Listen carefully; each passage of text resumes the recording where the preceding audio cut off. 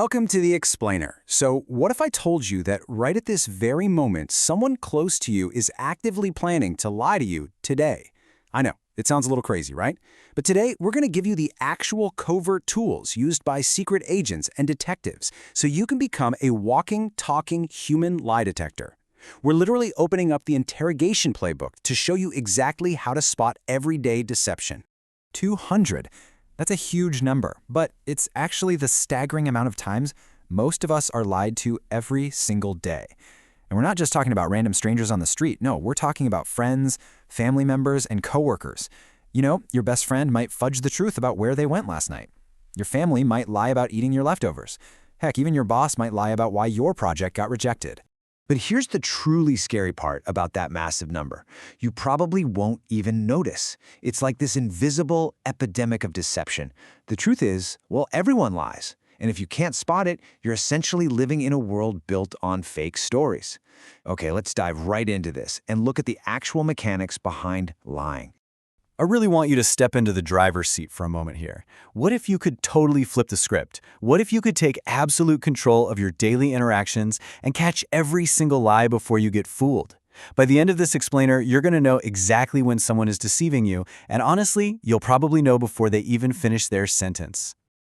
All right, Section 1, Establishing the Truth Baseline, Spotting Normal Behavior. So the absolute golden rule of lie detection is this. Before you can spot a lie, you absolutely have to know what the truth looks like. FBI agents use this thing called the baseline trick. Basically, before you throw out any tricky questions, you got to watch how your target acts in their normal mode.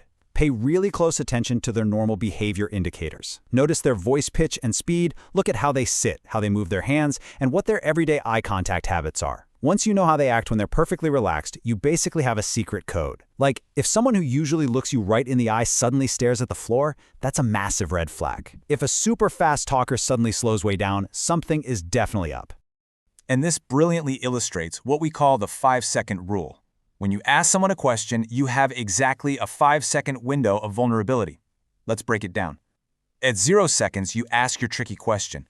From 1 to 4 seconds, their brain is just fighting incredibly hard to figure out a lie. But here's the magic key. Their body tells the truth, even when their mouth doesn't. By that 5th second, they finally had enough time to formulate their fake story. So, in those crucial first 5 seconds, you literally need to watch them like a hawk for involuntary physical tells. Are they touching their face? Looking away suddenly? Are there these unnatural, really long pauses, or maybe weird shifts in their voice tone? Now, look, one sign on its own might mean nothing. But if you see 2 or more of these physical tells in those first 5 seconds, boom, you've caught them. The body simply reacts way faster than the mouth can lie. Moving on to Section 2, Pushing the Panic Button, Triggering Deception. Now that we know how to passively observe, it's time to actively trigger some panic using verbal traps. Let's start with the classic psychological trap, the word trick. Look at the difference here. A truth teller is going to give you a firm, totally confident statement like, I was at home. But a deceiver? They use what we call wishy-washy words. They'll say something like, I think I was probably at home. Notice how incredibly weak that sounds when you compare the two? They do this to build themselves an escape route. Words like maybe, I guess, or probably are just desperate attempts by the liar to avoid getting caught in a firm, definitive lie. Say you ask, who ate the last donut in the break room? And a coworker replies, I think I was probably at my desk. Pay really close attention to these weak words, especially when someone's telling you something important. If they can't state it with 100% confidence, they're mentally preparing an escape route. Now, what's really interesting about this next behavior is how jarring it feels. Imagine you're asking a tough question, and your target suddenly just blurts out, hey, did you see that funny video? Or, oh, I forgot to tell you about this completely unrelated thing. This jarring pivot is a massive, massive red flag. We call this behavior the topic swap. It is quite literally a mental panic button pressed by a deceiver. When you're getting just a little too close to the truth, they get terrified you're going to figure out the lie. So, they try to literally run away from the conversation by abruptly changing the subject. It's a pure panic response driven entirely by the fear of discovery. So how exactly do we counter the topic swap? Well, you use this exact phrase. We can talk about that later, but first, you gently but firmly drag the subject directly back to the original topic. When you aggressively cut off their escape route like this, watch how uncomfortable they get. You'll literally see them squirm as their panic button completely fails. All right, section 3, setting the verbal traps, psychological warfare. So we're moving from just observing their panic to actively triggering it using detective-level verbal traps. And the crucial point here is knowing how to ask the right questions. Most people honestly ask terrible questions that make lying super easy. If you ask, "Did you have fun last night?" or "Did you go out last night?" it's way too simple for them to just lie and say yes or no.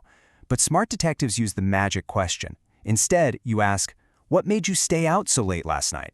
See the difference? You aren't asking if they went out, you're assuming they did. Now they have to either tell the truth or construct a really complex fake story right on the spot. Which brings us to the absolutely genius double-check trap. Here's how it works. Step 1. Ask a specific question about an event, like, "You went to the movies yesterday, right?"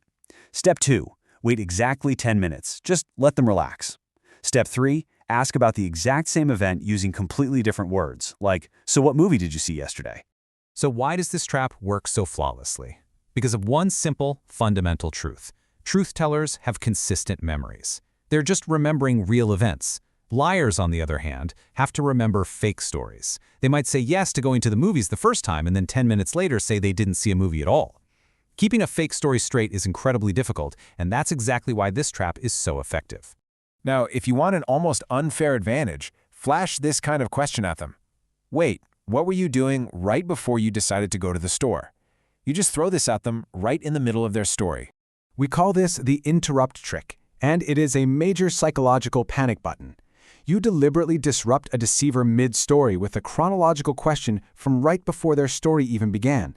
You see, they have a whole script prepared for the lie they're telling. By jumping in with a totally random question about the timeline right before their fake event, you force them to pause that prepared script. What you're purposely doing here is causing cognitive overload. Lying actually takes immense brain power.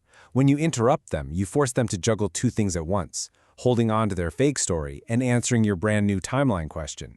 Most liars simply cannot handle this cognitive load. They'll completely crash, get visibly confused, or sometimes even start telling a totally different story.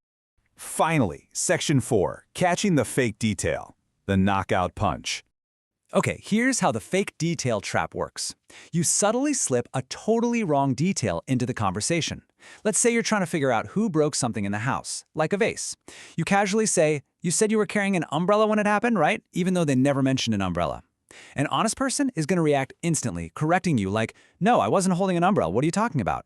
But a deceiver is terrified that correcting you will make their whole fragile story fall apart. So they'll just awkwardly go along with your fake detail, agreeing that, yeah, they had an umbrella, just to keep the story alive. Welcome to the